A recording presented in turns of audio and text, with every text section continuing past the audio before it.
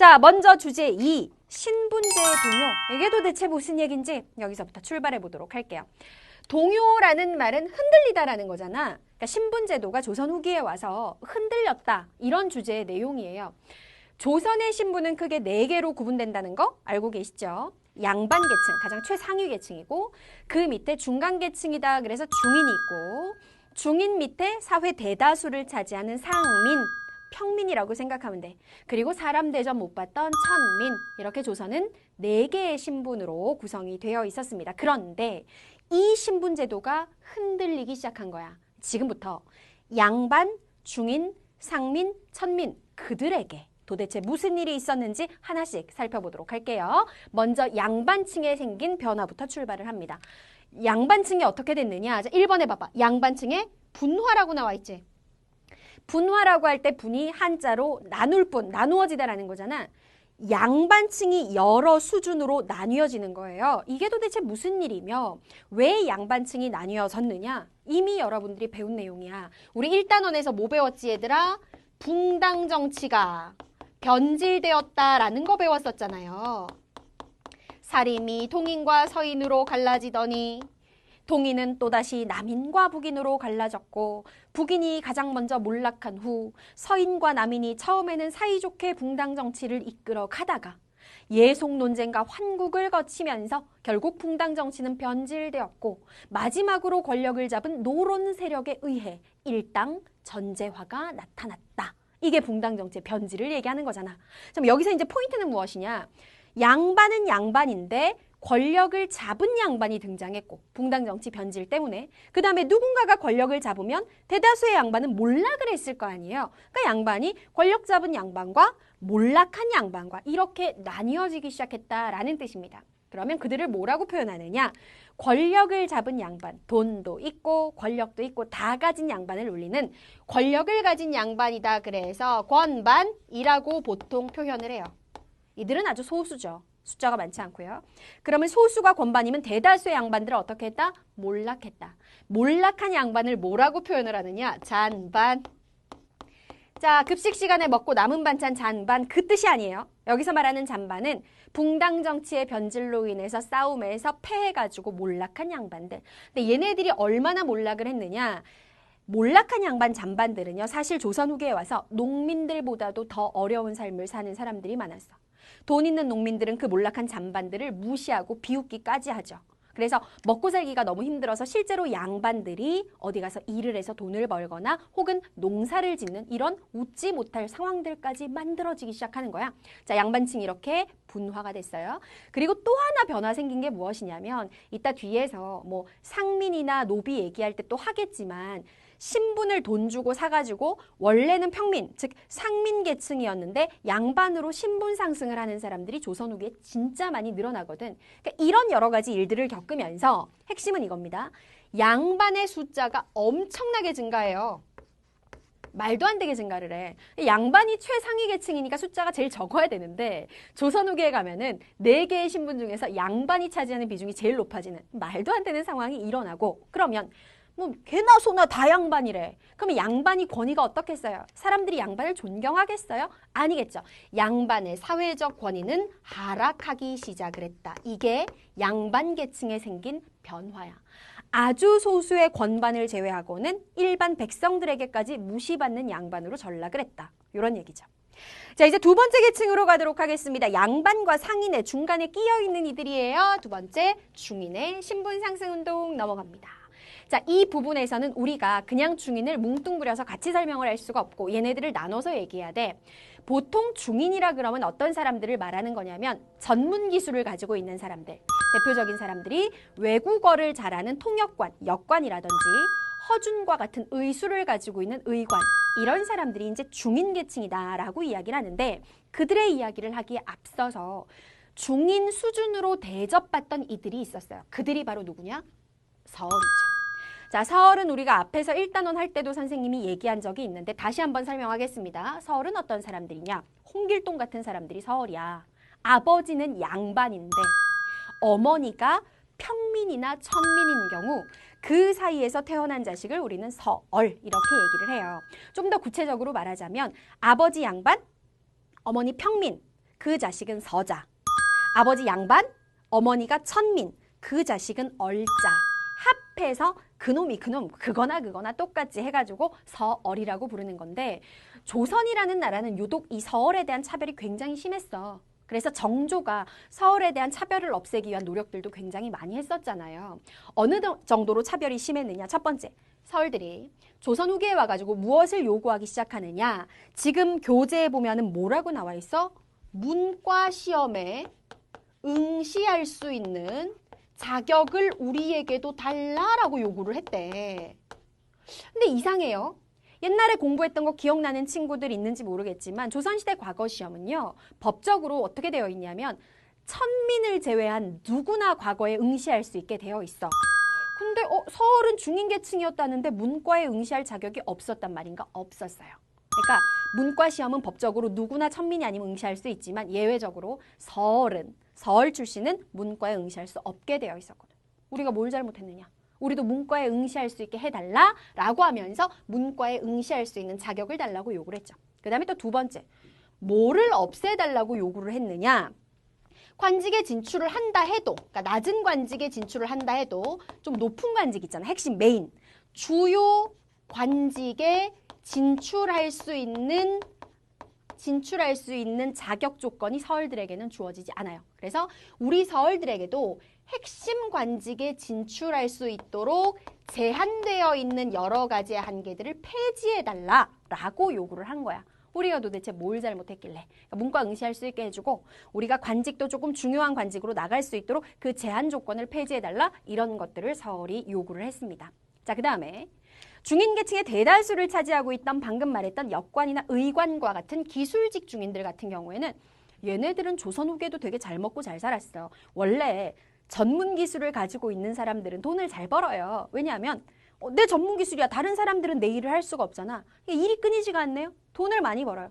얘네들은 전문 지식도 있고 그래서 돈을 잘 벌어서 실제로 되게 경제력도 있고 잘 살았는데, 그럼에도 불구하고 어쨌든 찝찝한 건 내가 양반은 아니잖아요.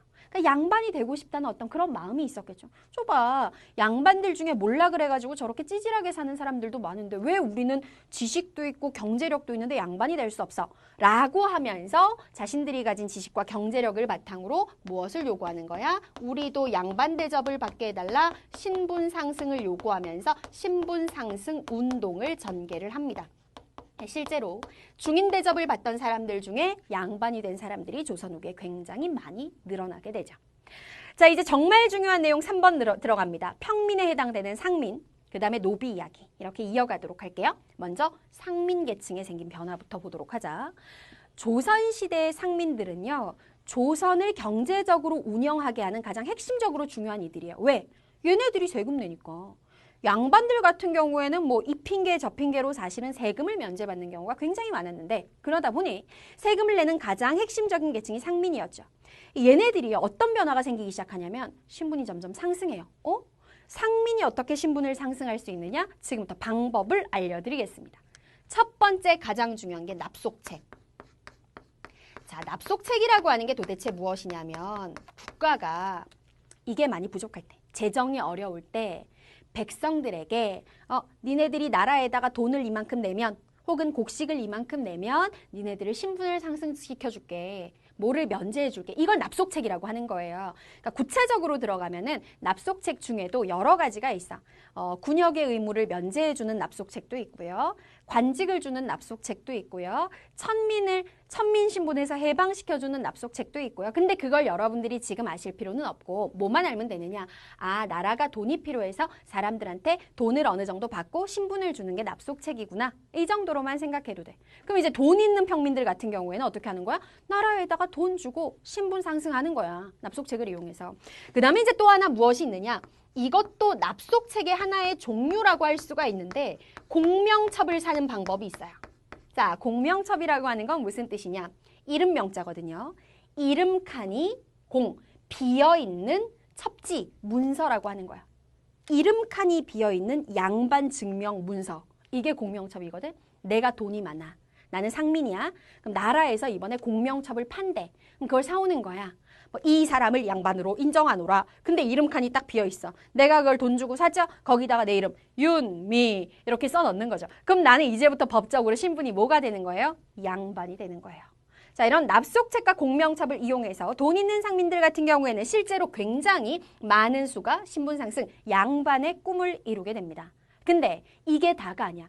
불법적으로 양반이 되는 사람들도 있었어요. 그러니까 돈이 되게 많은 사람들은 당당하게 신분을 사면 되는데 돈이 없는데 양반을 하고 싶네? 그럴 땐 할 수 있는 방법이 집안에 쭉 조상이 누구이고 막 이런 거 적어놓은 문서, 족보 알지, 족보. 그 다음에 호적. 이런 것들을 위조를 하는 거야. 족보나 호족을 위조해서 원래 양반 집안이었던 것처럼 이런 식으로 해가지고 신분 상승을 하는 이들이 있었어요. 위에 거는 합법적인 방법이고 밑에 거는 불법적인 방법인데 어쨌든 이런 등등등의 방법을 이용해서 상민들은 전부 다 뭐가 된다? 양반이 된다. 그러면 자 이거 되게 중요합니다. 그래서 어떻게 됐다는 건가? 상민의 숫자는 많아졌어? 적어졌어? 이야 큰일 났어. 상민들의 숫자가 엄청나게 감소하게 됩니다. 이게 왜 큰일이겠어요? 얘네들이 세금 내는 애들이라고. 나라에서는 상민이 많아야 재정이 탄탄하게 확보가 되는데 얘네들이 전부 다 양반이 돼버리니까 재정적으로 경제적으로 나라가 너무 어려워지는 거지. 상민의 숫자는 줄어들었다. 자 이제 마지막입니다. 천민계층에 해당되는 이들. 근데 천민의 대다수는 노비였으니까 노비들에게 어떤 변화가 생겼는지 한번 보도록 하겠습니다. 자, 노비는 일단 노비도 신분 상승할 수 있는 방법이 있어요. 방금 전에 선생님이 납속책 얘기했잖아. 그 납속책을 이용해서 노비도 신분 상승할 수 있어. 평민계층으로 신분 상승할 수 있는 거예요. 그 다음에 두 번째 또 뭐가 있느냐? 노비가 신분 상승을 할 수 있는 두 번째 방법은 군공. 군대 할 때 군이야. 즉 전쟁에 나가서 공을 세우면 신분이 상승돼요. 적장에 목을 따가지고 들고 왔다던가 아니면 뭐 어쨌든 전쟁에서 군인들 약간 레벨이 있었겠지. 장수를 죽여오는 경우, 그다음에 외적의 병사를 죽여오는 경우 어쨌든 본인이 세운 공에 따라서 신분이 상승될 수 있는 게 군공인데 자 여기서 이제 중요한 세 번째가 나옵니다. 어떤 변화가 또 하나 생기게 되느냐. 조선 후기의 국가에서 조선 정부에서 노비 종모법이라고 하는 제도를 실시하게 돼. 자, 이거 이해 잘해야 돼. 노비 종모법이 뭐냐면 노비가 따릅니다. 따르다. 엄마의 신분을 따르는 법. 노비는 엄마의 신분을 따른다. 노비 종모법이에요. 이게 무슨 뜻이냐? 원래 조선시대는요. 조선 후기가 되기 전까지 엄마랑 아빠가 서로 신분이 다를 경우에 그럼 자식은 무슨 신분이 되나요? 여기에 원칙이 일천즉천. 이게 원칙이었어. 일천즉천이라는 게 무슨 뜻이냐면은 엄마 아빠 중에 한쪽이 천민이면 자식은 즉 천민이다라는 거죠. 아빠가 평민, 엄마가 천민. 그래도 천민, 자식은. 나 방금 뭐 했지? 아빠가 평민, 엄마가 천민. 그래도 자식은 천민. 아빠가 천민, 엄마가 평민. 그래도 자식은 천민. 한쪽이 천민이면 자식은 무조건 천민이라는 거야. 그런 원칙이 있었는데 조선 후기에 와서 지금 상황이 달라졌어요. 야, 이거 정부가 지금 심각해. 뭐가 심각하냐? 노비들은요, 천민이기 때문에 세금을 내지 않아요. 세금을 낼 의무가 없잖아. 그러면 이 노비들을 신분을 상승을 시켜가지고 평민을 만들어버리면, 상민을 만들어버리면 상민은 세금을 내잖아. 나라 입장에서는 노비들을 조금 상민으로 만들어주는 게 나라의 재정상 굉장히 유리하겠죠. 그래서 어떻게 하느냐? 앞으로 제도를 바꾸겠다. 아빠가 평민이고 엄마가 천민인 경우에만 자식은 천민, 즉 노비가 된다. 반대로 아빠가 천민이고 엄마가 평민인 경우에는 그러면 엄마 신분을 따른다 그랬으니까 자식은 평민이 된다라는 거야.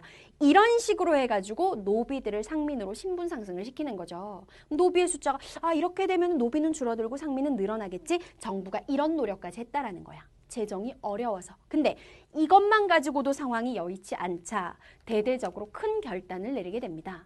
1801년 때는 순조가 왕이 된 지 1년째 되는 해였는데요. 나라에서 대대적으로 어떻게 해버리느냐? 공노비들을 전부 상민으로 해방시켜버렸어요. 공노비라 함은 개인이 소유하고 있는 노비가 아니라 나라나 관청에서 소유하고 있는 노비를 공노비라고 해. 개인이 소유하고 있는 노비는 사노비라고 하는데 그건 재산이잖아요.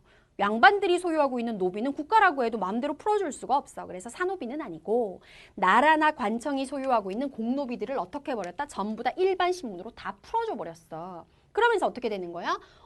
공노비가 해방되기 시작하니까 노비의 숫자는 어떻게 된다? 노비의 숫자 감소하기 시작을 했다.